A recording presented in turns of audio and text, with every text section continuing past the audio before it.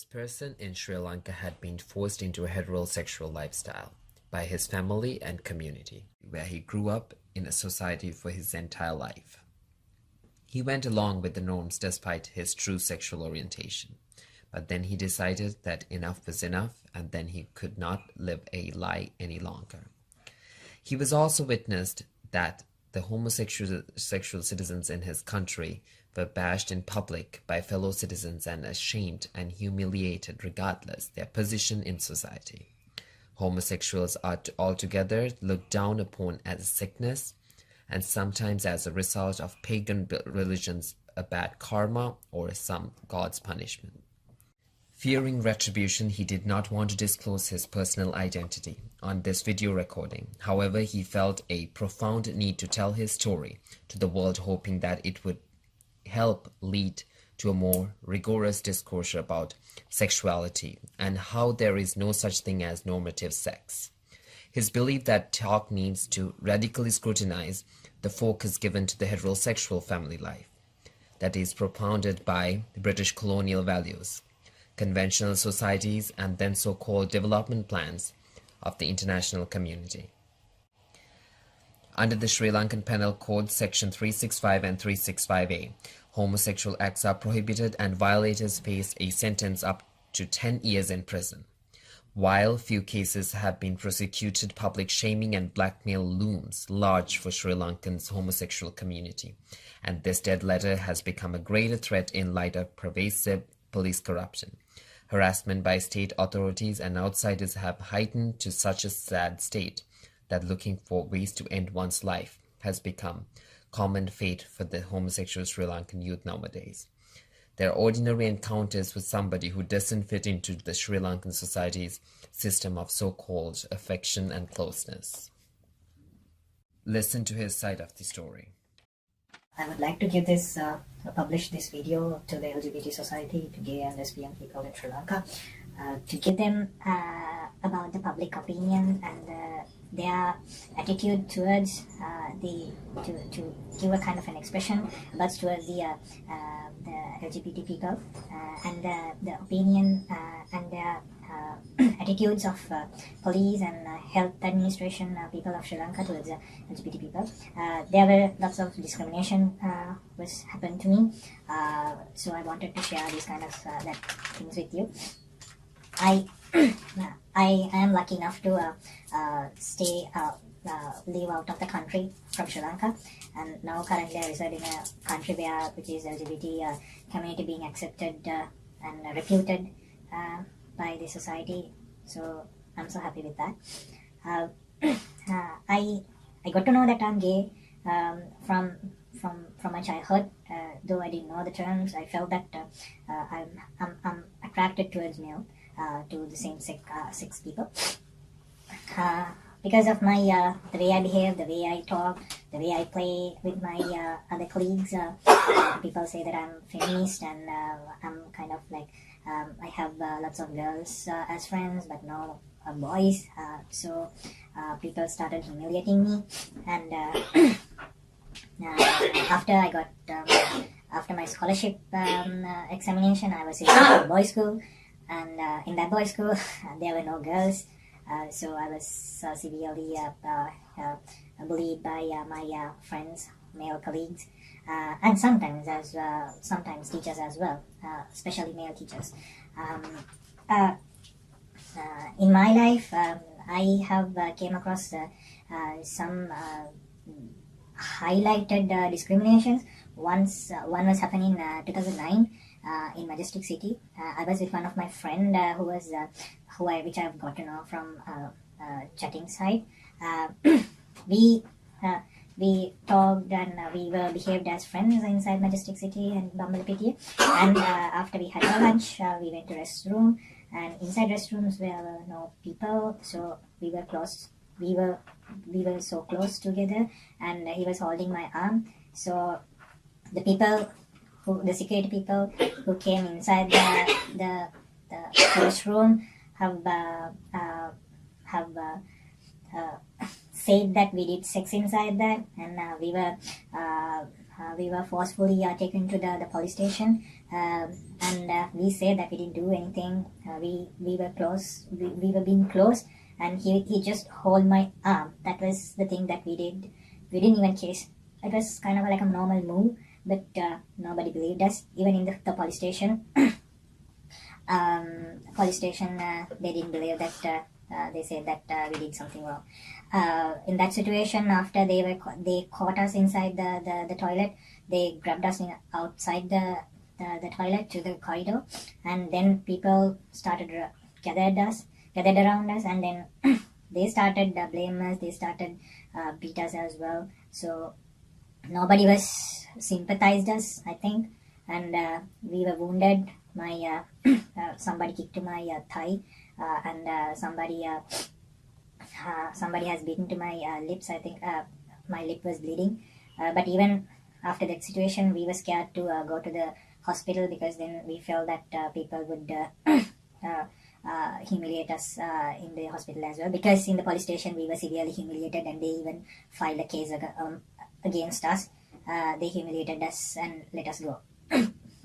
And then in 2015, I was one of my friend. He's gay. He invited me to have a lunch. We went to his apartment, and then we were walking to a restaurant to have a dinner. So then somebody stopped us. By that time, we were holding.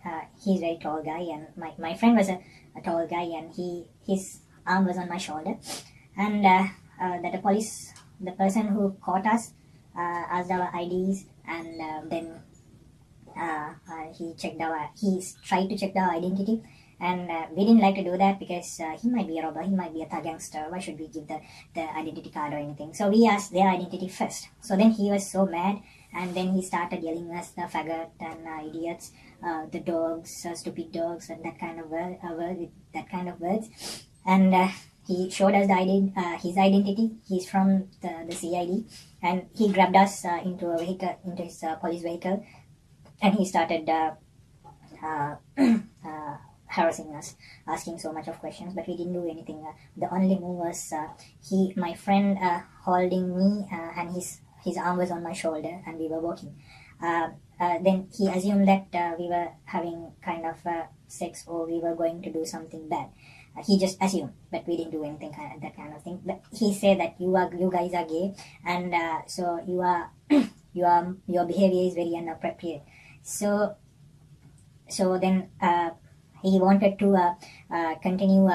He continued asking questions, and we were so fed up, and he slapped us inside the vehicle, because my friend and I was continued asking questions, and we didn't do anything, but we argued that we didn't do anything wrong.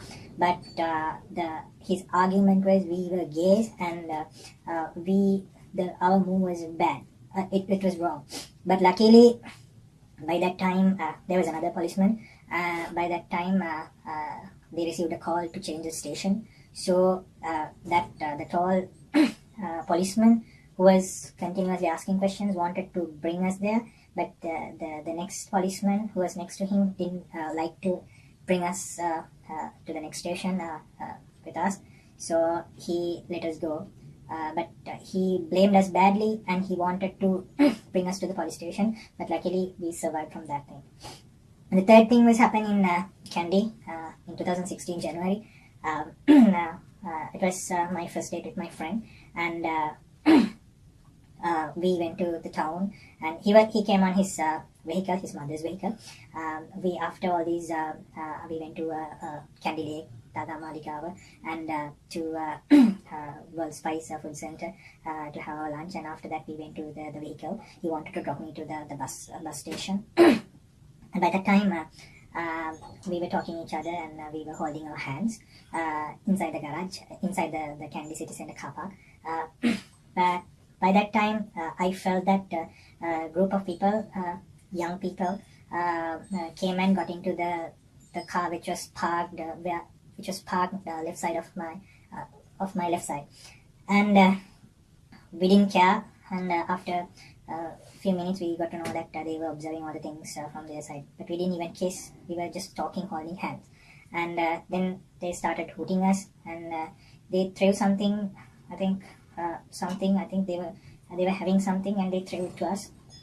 I think kind of a beverage, and we got angry, and we started blaming him after opening the window, and then the people started hooting us, and then they came out of the car, and they started blaming us, and they ashamed us. Then they came out of the car, we started our car, and we wanted to leave out, but it was too late. They hit our car, and something hit to the rear side of the windscreen, and it was cracked. So then we didn't do anything. We left out of the garage and the car park, and we drove to a police station. We drove to police station, and because we wanted to claim the thing from the insurance, because it is not even belong to my friend, but the vehicle is belong to my friend's mother. So then from the police station, the person who was investigating our case called to that car park's security, and then the police station, the police officer ordered the security people to investigate the surveillance camera. And after a few minutes, I think 15 minutes, the security people from the car park called back, and they said that we did something bad inside the car park. But I swear we didn't do anything, even we didn't kiss. Then the police station people started laughing at us, and they were asking that, are you guys gay, and what were you doing, and were you behaved inappropriate inside the car park, and so and so. So then we swear that we didn't do that kind of thing, but they didn't believe that. Finally, instead of doing the investigation, they started they humiliated us. But there were no sign of investigating and continuing the investigation. So what we did was we didn't want to continue arguing and this kind of things inside the police. So because of that, we came out of the police. We didn't want to file a case. What I did was I gave him the money to repair the rear glass, the windscreen, not to claim it from the insurance, because it's assumed that it seems to be that they didn't want to give us a file a case and give us a proper investigation on that. So that kind of thing has happened in Sri Lanka, and even during when I was in my university, during the welcome season, my seniors humiliated us because of my appearance and the way I talk, the way I behave. During the welcome period, I was forced to ask feminist clothes. I didn't like that, but then they wanted to do this kind of nuisance things, so I didn't have any option, because if I don't like to wear these kind of things and go on a catwalk, they force me to glide on the sandy pebble floors.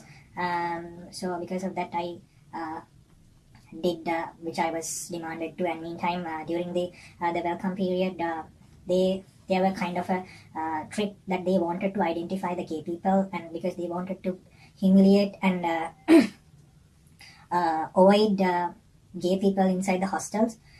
I don't know why, what the reason. So what they did was they asked to be naked, and somebody was asked to touch our genital penis and this kind of things, and then they checked that whether it erects or not. If it does not erect, then it will be a fine, but if it erects, then you will be in trouble. So, but anyway, I'm a gay and it erects me. My penis was erected, so then they started laughing, and they started shaming me, telling that you are gay or not. And then but however, I was finally managed to then I said that I wanted to get checked again, to be tested again. So then what I did was I was forcefully keep it without erecting while that person is touching my penis. Even in the health sector also, there were many discriminations towards LGBT people. Usually, as I'm a gay person, once in 3 months time I go and do a blood checkup for sexually transmitted diseases. So by that time, there is no question that the lower level health workers, such as attendants and nurses, they disgust us a lot. So even they don't like to touch our hand, they don't even like to touch our files as well. They didn't like us.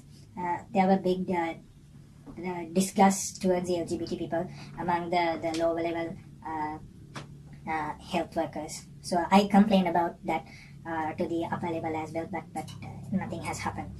And among the upper level administration, such as doctors, some are good, some are really good people, they were good people, but some are not. So in my file, sometimes that in the file, it was mentioned that I have done sex with 30 people, 30 men, but with 0 women. So then that is a kind of a fun fact to them, a kind of an amusing fact to them. So then they started asking stupid questions. Why don't you like girls? Why don't you like women? And haven't you ever done any sex? And haven't you even tried? You should try, and that kind of things. So there were some doctors asked me that kind of things. So I was so upset and I was so ashamed after I have met that kind of doctors. So sometimes I didn't feel going to get for this medical checkups as well. I have faced many problems in Sri Lanka. I came out as gay, and I'm open to the society that I'm gay. I came to this country and I didn't want to live out of Sri Lanka because it's an uprooting and come and get stable in another country. I came here because I need my freedom and I need my life as a gay person, because in Sri Lanka there are lots of discriminations. I'm targeting from this video all the society, people who are related to LGBT, and as well as straight people, because your response towards LGBT community is very important to make their life happier and to make the society a better society. Because if you humiliate LGBT people in public, if you humiliate them, if you laughed at them, the people who are hidden as gay people or lesbian people or LGBT people, they will not come out. Then what will happen is they start hiding their identity and then they try to have a secret life. So this would lead the society to bring them out and forcefully get them married.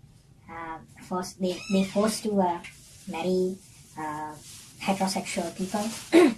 So then the LGBT people also would be in trouble, and as well as the person who are going to marry also would be in a big trouble. So because of that, you think wisely, dear parents and dear society and LGBT people, you should not do that. Make the society a better society. Thank you. There are many traumatic experiences, and this is just one. As a society, we need to understand that being gay isn't a choice or a decision. Thank you so much.